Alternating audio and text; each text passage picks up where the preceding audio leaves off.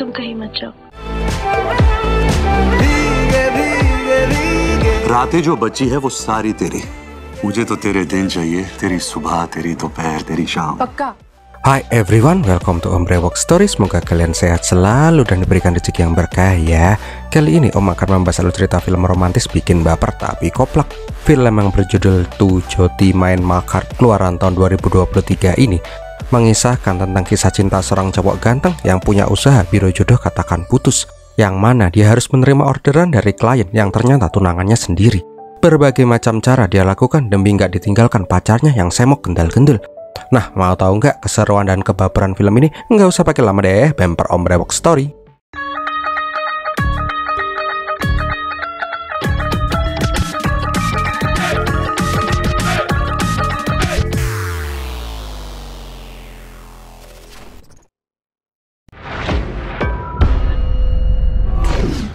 Awal kota. Awal kisah di kota Delhi diperlihatkan bila ada mbak-mbak semok badai yang badannya pulen bener. Yakinlah sumpah, Om aja kalau dideketin sama dia langsung merinding. Sorry malah menghayal, kacot dah. Diperlihatkan cewek yang bernama Yayu itu mendatangi seorang peramal. Tapi itu peramal bilang, bila nasibmu akan lebih baik kalau kamu meninggalkan sesuatu yang menghambatmu. Nah, di seberang ada juga mas-mas berewokan tebel yang sedang memantau tuh Mbak Yayu. Dengan komandonya, Mas Dabas memantau agen-agennya yang mendekati Mbak Yayu. Sedangkan di lain tempat, ada Mas Jono yang kayaknya lagi ngobrol chat grup sama Dabas dan satu orang lagi agen yang bernama Miki. Ternyata Jono itu lagi pakai jasa katakan putus, yang mana itu perusahaan membantu pasangan yang pengen putus dengan sebaik mungkin. Awalnya sih si Jono masih ragu, mutusin mbak-mbak super pulen tank glambreh. Tapi si Miki menyuruh si Jono mengatakan sumpah. Dengan ini, aku Jono bersumpah atas nama dewa bahwa aku tidak mencintai Yayu lagi. Aku tidak ingin bersamanya lagi. Semoga aku bisa berpisah dengannya. Setelah itu, Jono pun langsung mantap dan langsung mengikuti perkataannya si Miki. Dan walah, dengan gampang dia pun berhasil mutusin Mbak Yayu. Bahkan si Mbak Yayu ini nggak marah. Asik dapat pelukan nenen. Beberapa hari kemudian, di kediaman keluarga Aurora, diceritakan kalau pas di rumah, Miki itu selalu dinyap-nyapain terus sama keluarganya, khususnya sama emak. Pokoknya tiada hari tanpa diributin. Bahkan Dabas yang mau ngajak main, gak luput dari omelan emak. Lah, salah aneh apa tan? Ditabok. Gak lama kemudian, dua cowok madesuni pun langsung cus ke dealer Mercedes milik keluarganya si Miki. FYI aja nih ya, biro katakan putus itu cuman perusahaan iseng dari dua sahabat ini. Aslinya sih mereka berdua ini udah tajir melintir dari lahir ceprol. Nah, pas di dealer, Dabas pun mendapatkan berita duka. Kakeknya sudah berusia 92 tahun meninggal dunia. Singkat cerita, mereka berdua pun langsung cus ke rumah duka. Nah, di sana juga diperlihatkan tunangan Dabas yang bernama Kinci. Dia itu kelihatan sedih bener, bahkan lebih sedih daripada keluarganya si Dabas. Tak lama setelah itu, Dabas pun langsung mewek. Miki sahabatnya jelas saja pengen menenangkan. Sabar bro, lu bakalan dapat warisan gede kok. Tenang kepikirmu. Namun Dabas menangis bukan karena kakeknya yang meninggal, tapi karena sebentar lagi dia akan menikah sama si Kinci. Kinci itu terlalu sempurna dan terlalu perhatian sama dia. Dabas nggak bisa bayangin pas mereka udah nikah besok dia bakalan kayak gimana. Karena bingung harus gimana lagi, si Dabas ini malah langsung mentransfer uang ke rekening katakan putus. Noh, udah gua transfer, buh piye carane aku pengen pernikahanku dibatalin. Lah edan, nikah tinggal 2 minggu lagi mau dibatalin. Ketika mau menjalankan misi, si Kinci malah mewek karena kakeknya si Dabas meninggal. Ada, udah dapat cewek sempurna kayak gini, Dabas bangke malah pengen putus. Kan aneh jadi gak tega. Malam harinya Dabas jelas saja marah-marah. Disuruh cari cara agar dia diputusin, malah muji-muji si Kinci. Sekali lagi Miki nanya, apakah Dabas udah yakin? Kalau udah mantap, sebutkan kata-kata wasiat. Aku Manu Dabas, bersumpah atas nama dewa bahwa aku tidak mencintai Kinci lagi. Aku tidak ingin bersamanya lagi. Semoga aku bisa berpisah dengannya. Oke, kalau begitu aku akan mulai kerja pas kita melakukan bachelor party di Spanyol. Keesokan harinya diperlihatkan kalau si Dabas, Kinci dan si Miki akan pergi ke Spanyol. Tapi si Kinci ini gedek bener karena satu-satunya sahabatnya yang bernama Tini nggak nongol-nongol. Alhasil dari Delhi sampai ke Madrid, Kinci bete mulu. Pas udah bete parah, Dabas ditelepon oleh seseorang. Malam harinya mereka pun datang ke sebuah bar. Tapi tetap sih si Kinci bete. Ujuk-ujuk lampu langsung berkelap-kelip dan joget. Wow, ini baru gendal-gendal to the max. Ternyata si Tini ini mau ngasih surprise goyang-goyang cuman pakai kotang khusus buat si Kinci.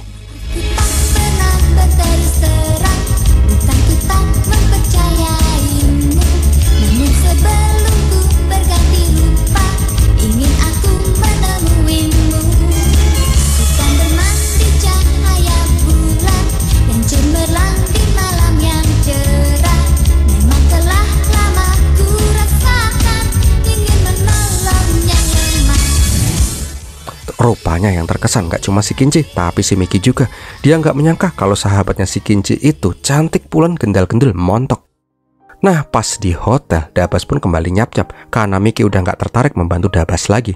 Intinya sih, kalau dia menggagalkan pernikahannya si Dabas, berarti dia juga gak ada peluang untuk deketin si Tini. Gak pakai lama, playboy cap kuda liar ini pun langsung mendatangi kamarnya si Tini. Dengan jurus buaya darat, dia pun ngombalin si Tini. Tapi gak mempan coy, karena dia langsung diplototin sama si Kinci. Galak bener bu. Keesokan paginya, si Miki pun kembali usaha. Dia pun pengen mepet si Tini yang lagi mau sarapan. Bu cantik, makannya kayak kesurupan. Namun melihat si Tini yang makannya kayak gendruwo, si Miki malah jadi tambah jatuh cinta. Yuk pacarannya bu, aku tajir loh, warisanku banyak. Namun Tini mah ogah, dia bukan tipe cewek matre yang cuma mandang harta dan pangkat cowok. Seakan gak mau menyerah, Miki tetap pengen mepet si Tini.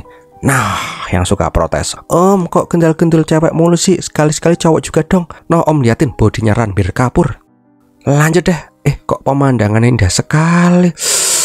Intinya sih, Tini ogah punya pacar dari ketemuan pas liburan kayak gini. Biasanya kalau gini ini nih, cuma nafsu sesaat, habis ewek-ewek kuda-kudaan, terus lupa kalau udah pulang liburan. Namun Miki mencoba meyakinkan kalau dia itu paling in love beneran. Ya juga nafsu sih dikit. Siang harinya, Miki pun melihat si Tini yang mau jalan-jalan naik jeep. Mau kemana bu? Ikut dong. Ayo atuh kalau mau ikut mah. Tapi jangan ngompol sembarangan ya. Ya udah deh, mereka berdua pun langsung cabut, meninggalkan Kinci dan si Dabas yang mencak-mencak karena ditinggal sama dua sahabat bangke mereka. Singkat kata nih ya, Mbak Nenen Pulen dan mas-mas berewokan tipis ini pun malah mampir ke sebuah bar. Tentu aja mereka pun langsung mabok dan tepar bareng lah. Nah di saat mabok itulah Miki tetap aja ngegombal kalau dia itu paling in love beneran sama si Tini. Nah malam harinya mereka berdua pun jalan-jalan di tepi pantai. Tentu aja si Tini cuma pakai singlet kotang doang. Bodoh lah dingin, yang penting seksi, pikirnya. Melihat Miki yang ternyata so sweet banget, Tini pun mulai goyah dengan ketampanannya si Miki. Nah ini yang udah kita tunggu-tunggu nih. Sini, sambil si Tini mamerin Nenen Pulennya. Cowok mana yang bisa nolak kenyal-kenyal kayak gitu? Ya si Miki pun langsung nepsong lah. Seperti semesta merestui, mereka pun nemu gubuk kosong. Ya udah deh, nggak usah om kasih tahu. Pokoknya ceplok. Keesokan paginya, Miki pun terbangun sendirian. Nah pas mencari di luar, ternyata si Tini lagi asik nongkrong di tepi karang. Merasa udah enak-enak semalam, Miki pun mengira kalau dia itu udah diterima sama si Tini. Tapi Tini berkata lain. Kan udah aku bilang, aku nggak mau punya hubungan serius sama cowok yang aku temuin pas liburan. Lah, biasanya yang bilang kayak gitu tuh cowok bu. Lah kok malah kebalik? Iki piye sih konsepnya? Jelas aja si Miki nyap-nyap lah. Emang dia cowok apaan? Semalam disuruh kerja keras sebagai kuda, paginya dicampakan. Nah sebagai bukti kalau si Miki itu cinta beneran sama si Tini, selama liburan ini dia nggak akan aneh-aneh dan akan mengikuti semua permintaannya si Tini. Tapi Tininya mah ogah. Lah, ya udah deh. Selama 6 hari liburan mereka, Miki terus saja nyerocos sampai semua enak dengarnya. Di saat malam terakhir, Miki pun akhirnya mencoba menembak si Tini lagi. Pokoknya dia beneran cinta sama si Tini. Miki pun berjanji tidak akan selingkuh, tidak akan berbohong, dan akan selalu menjaga si Tini kapanpun dan dimanapun. Melihat ketulusan dari mata si Miki, Tini pun akhirnya luluh dan menerima si Miki. Asoy, tukeran iler. Ini nih yang namanya berjuang. Nggak usah pakai lama, joget. Sebelumnya peringatan ya, ini jogetnya penuh dengan gendal-gendul. Kalau nggak suka, skip.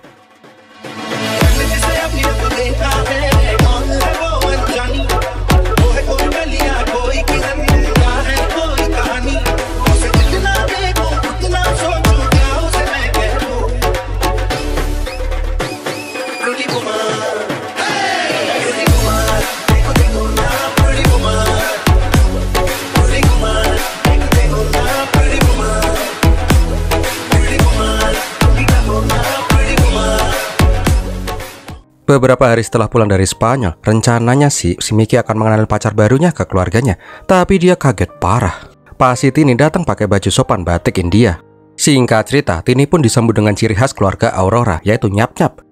Nggak lama setelah itu, kakaknya si Miki, si Mini, mengajak adiknya ke dapur. Dia pun langsung nyap-nyap lagi. Kenapa sih lu maksa dia pakai baju khas India? Lu pasti yang nyuruh kan? Jangan suka ngatur-ngatur ya sama cewek, paham?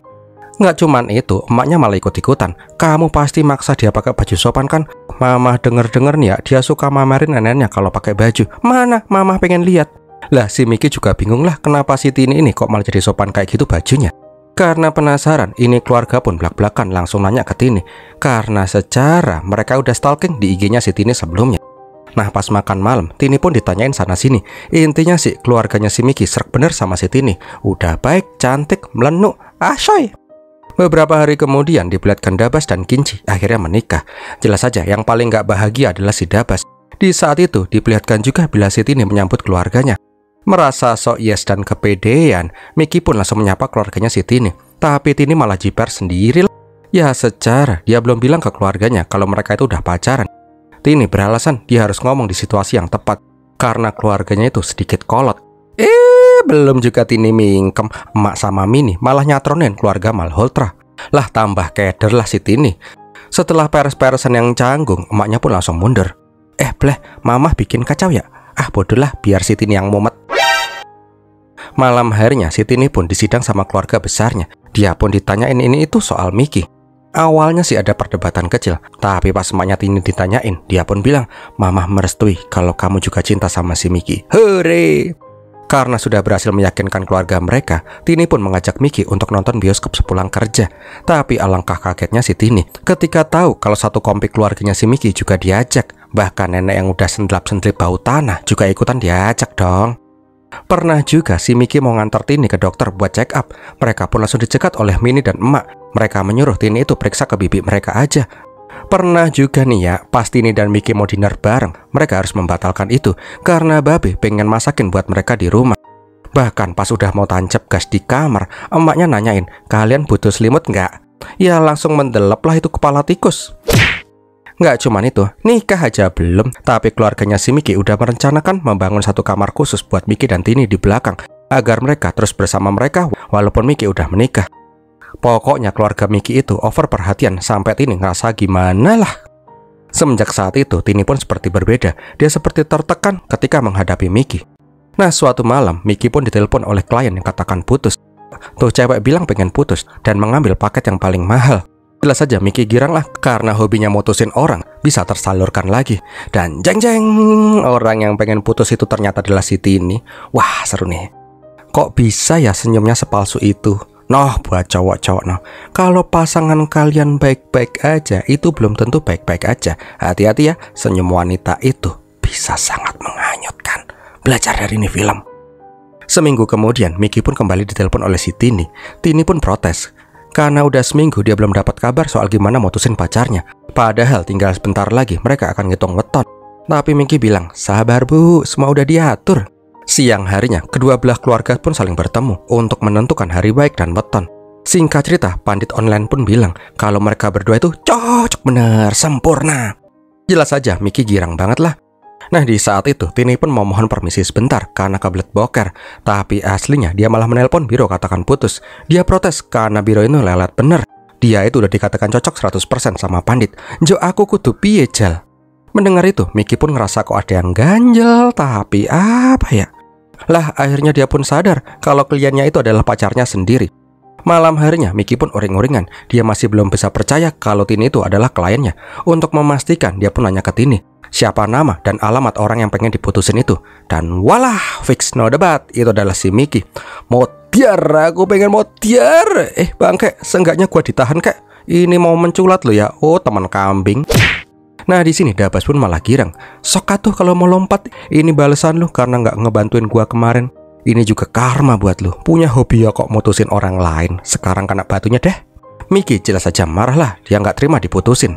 Miki pun berujar, lihat aja nduk, kamu main-main sama aku. Wah aku tak main-mainin sama kamu.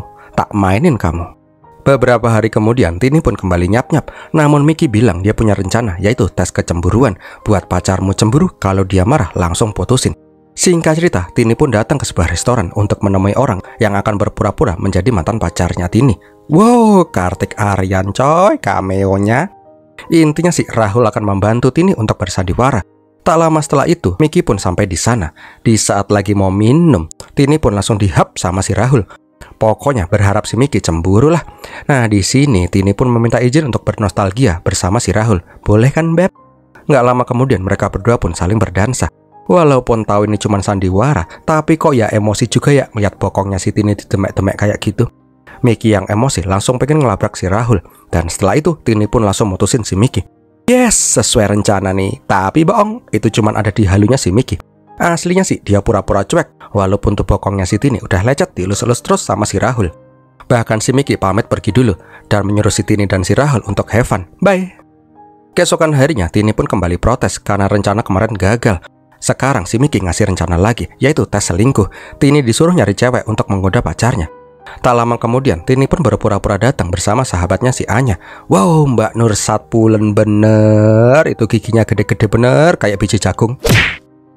Intinya si Anya ini akan dititipkan sama si Miki karena Tini ada kerjaan mendadak. Singkat cerita, mereka berdua pun malah menonton Unc Hotahe. Aduh, kepala om pusing lihat belahan kayak gitu ya. Pupunya mulus lagi. Nah, pas si Anya mau memegang batang kepala tikusnya si Miki, dia pun langsung nggak kena, makan tuh popcorn. Nggak mau berlama-lama, Anya pun berpura-pura ngegombal kalau dia tuh lagi kesepian dan dicampakkan oleh pacarnya. Lah si Miki cuma bisa ngekek lah di dalam hati. Caramu tuh loh ya bu, aku udah hafal. Komodo mau dikadalin. Di saat si Miki mau disosor kelomoh-kelomoh ceplok-ceplok, Miki pun malah berpura-pura ikutan mewek. Sedih bener bu, kisahmu. Aku sampai terharu. Aku doakan kamu bisa menemukan jodoh yang lebih baik. Tapi maaf, aku gak bisa sama kamu. Ada hati yang harus aku jaga. Maafkan bu. Lah, iki piye toh? Kok malah jadi gini? Nah, di kamar mandi, Anya pun nelpon si Miki.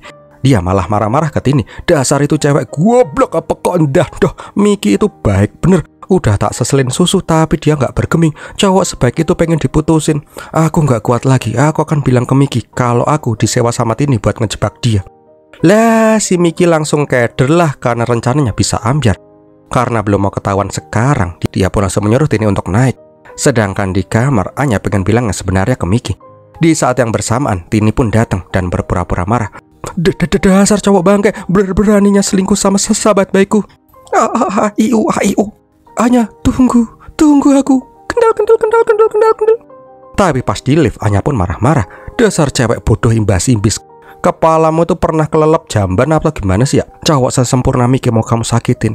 Dia tuh perfect banget. Ya si Tini kembali sewot lah. Kendal. Awas bu, kotangnya copot lo ya.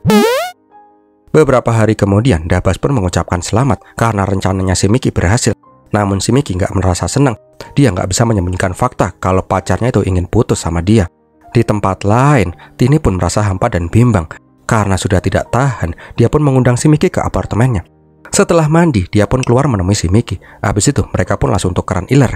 Tenang, Tini tuh habis sikat gigi, jadi jikongnya nggak bau-bau amat. Namun di saat itu, mereka pun sama-sama saling meneteskan air mata tanpa mereka sadari. Setelah ewek-ewek terlala, di sini Miki pun berkata, kalau memang Tini ingin putus, aku akan mengabulkannya itu. Tapi setelah aku tahu alasannya kenapa kamu ingin memutuskan aku. Keesokan harinya, Tini pun menelepon katakan putus. Dia memantapkan diri untuk berpisah dengan si Miki. Tini juga menjelaskan alasannya kenapa dia pengen putus, yaitu karena keluarganya si Miki. Miki itu terlalu dekat dengan keluarganya. Semua harus dengan keluarganya. Sedangkan si Tini itu tipe orang yang mandiri. Dia sangat mencintai si Miki, tapi dia tidak ingin hidup bersama keluarganya si Miki. Tini tidak mau membuat si Miki harus memilih antara dia atau keluarganya. Itulah kenapa Tini pengen putus. Mendengar perkataan Tini, Miki pun langsung syok. Tapi dia sudah berjanji dengan dirinya sendiri. Ketika dia sudah tahu alasannya tidak ingin putus, dia akan mengabulkan itu. Dan akhirnya, Tini pun disuruh mengucapkan kata-kata wasiat. Aku Tini Malhotra. Aku bersumpah atas nama dewa bahwa aku tidak mencintai Miki lagi. Aku tidak ingin bersamanya lagi. Semoga aku bisa berpisah dengannya. Ini seharusnya film komedi kan ya? Om juga harusnya nyeritain dengan koplak nih ya. Kok om malah jadi baper ya anjing? Om pernah ngalamin yang mirip kayak gini lagi. Oh bangke. Jangkrik channel film gitu. Nah pas hari pertunangannya, Tini mendapatkan file PDF dari katakan putus. Miki pun menyuruh si Tini memforward itu ke pacarnya. Setelah itu Miki pun berpura-pura marah. Ternyata file itu adalah bukti kalau si Tini diterima di perusahaan di Bengalaru. Miki berpura-pura nggak terima kalau calon istrinya akan bekerja di luar kota yang jauh. Setelah menikah, Tini nggak perlu bekerja karena semua kebutuhan Tini akan dicukupi sama si Miki. Tapi Tini juga berpura-pura begedet. Alhasil mereka pun ribut besar. Di akhir, Miki pun meminta memilih dirinya atau pekerjaan barunya si Tini. Dengan terbata-bata, Tini pun memilih pekerjaannya. Karena hal itulah, Miki pun langsung membatalkan pertunangan itu di depan semua keluarga dan tamu. Nah, di sini Miki pun menjadi sosok yang menyebalkan sehingga dia dibenci banyak orang, sedangkan si Tini menjadi sosok yang tersakiti. Hadah. Di rumah Miki pun dimarahin habis-habisan. Keluarganya nggak habis pikir, punya anak cowok bodor banget yang mainin perasaan cewek seenak udelnya sendiri. Karena jengah diomelin seharian, Miki pun langsung pengen nyari angin di luar. Tapi di saat itu, Tini pun menelpon katakan putus. Dia pun berterima kasih ke Miki, yang mana itu adalah mantan pacarnya sendiri. Dengan menahan tangis, Miki pun memberikan selamat ke Tini. Jancu, jangan baper, Om harus kuat. Setelah kejadian itu, mereka berdua aslinya saling patah hati. Ya, gitulah. Beberapa bulan kemudian diperlihatkan Dabas yang marah-marah karena si Kinci akan melakukan baby shower, tapi si Miki nggak mau datang. Miki bilang dia meminimalisir baper lagi karena Tini pasti akan ikut acara itu. Namun Dabas nggak mau tahu Miki harus datang, kalau nggak usah kenal aja sekalian. Singkat cerita, Tini dan Miki pun kembali bertemu, tentu aja dengan canggung parah. Nah, di balkon mereka pun ngobrol lagi. Untuk mencairkan suasana, Miki pun nanya kabar dan basa-basi lainnya. Nggak lupa dia juga nanya gimana pekerjaan di Bengalaru. Namun Tini bilang dia nggak jadi kerja di Bengalaru. Oh, jadi ribut-ribut kita kemarin tuh percuma dong. Namun Miki langsung kaget ketika Tini bilang dia memutuskan akan pindah ke London. Dia ingin melupakan kenangan baik dan buruk di India. Karena nggak mau berpisah dengan pertengkaran, Miki ingin berbaikan dan berharap mereka bisa menjadi sahabat. Tentu aja si Tini juga setuju. Joget deh.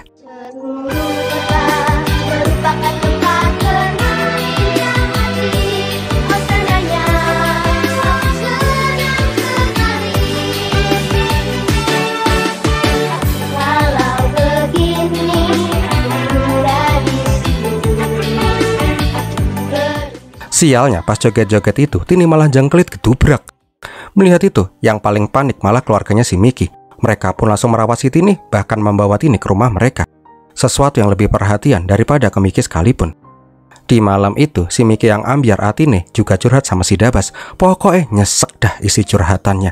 Sampai si Miki nggak sadar ngelendotin pundak om-om brengosan tebel.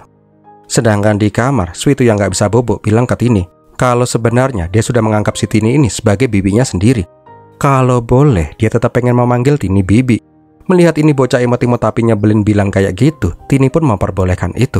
Bener ya Bi, janji, ayo janji dulu ikutan aku. Aku Tini Malhotra bersumpah atas nama dewa bahwa aku akan menganggap Sweetu sebagai keponakanku sendiri. Mendengar kata-kata itu keluar dari mulut Sweetu, Tini pun kayak nggak asing.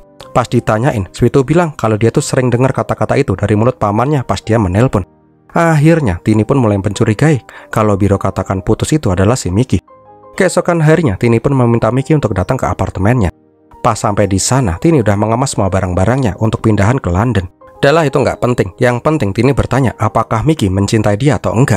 Dengan berbohong, Miki pun bilang dia tidak lagi mencintai si Tini.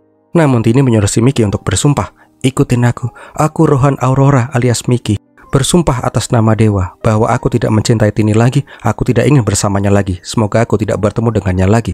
Lah si Miki langsung kaget lah, karena si Tini ini udah tahu yang sebenarnya. Sambil gaplokin si Miki, Tini pun bilang kalau dia tuh sangat mencintai si Miki. Tapi kenapa Miki menyerah begitu aja? Seenggaknya Miki ini harus masih berusaha mendekati dia. Jeng-jeng, inilah cewek. Dia yang pengen putus, yang salah cowok. Cowok udah ngalah, tetap aja yang salah cowok. Dasar cewek. Intinya sih mereka pun berdebat tentang keinginan Tini yang gak mau bersama keluarganya si Miki setelah mereka menikah. Tapi Miki gak terima keluarganya itu lebih dari apapun di dunia ini. Dia juga sadar dia lebih membutuhkan keluarganya dibandingkan keluarganya membutuhkan dia. Intinya sih sosok Miki sekarang adalah karena dia bersama keluarganya. Tapi si Tini tetap aja gak mau menerima itu. Ya udah deh, mereka pun memutuskan untuk berpisah beneran dan lebih baik tidak berhubungan lagi. Di akhir debat, Miki pun mencium si Tini dan berkata kalau dia tuh sangat mencintai si Tini. Semoga Tini bisa menemukan pasangan yang lebih menyayangi dia kelak. Cukup sekian, fine, dan bye-bye. Setelah Miki pergi dengan nyesek, Tini pun menelpon emaknya si Miki. Tolong jangan menyalahkan Miki atas gagalnya pertunangan mereka.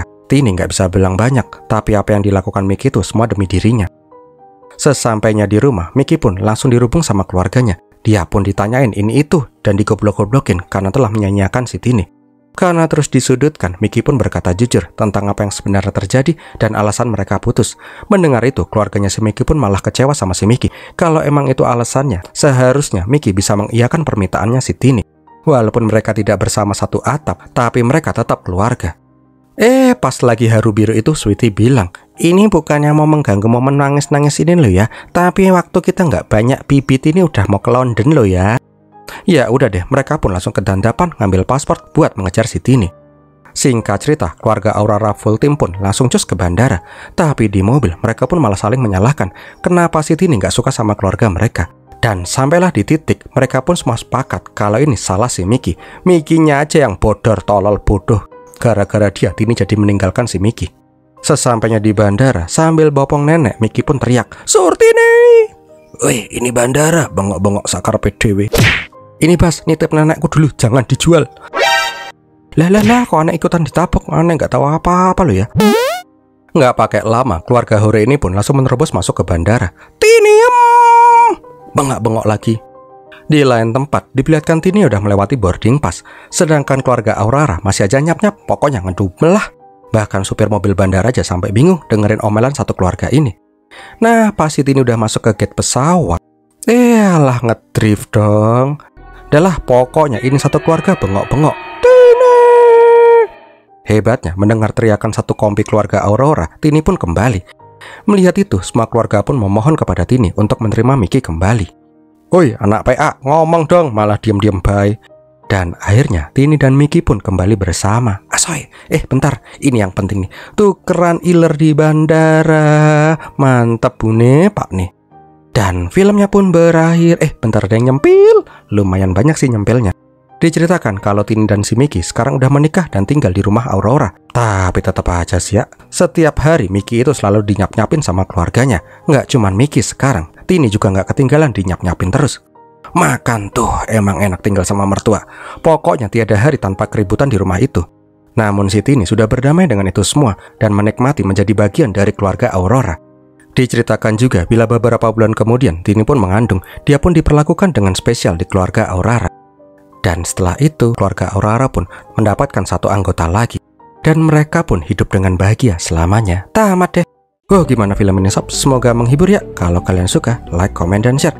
Jangan lupa subscribe. Terima kasih sudah menonton sampai di detik ini. Om Brox pamit dulu dan Birmilatihin.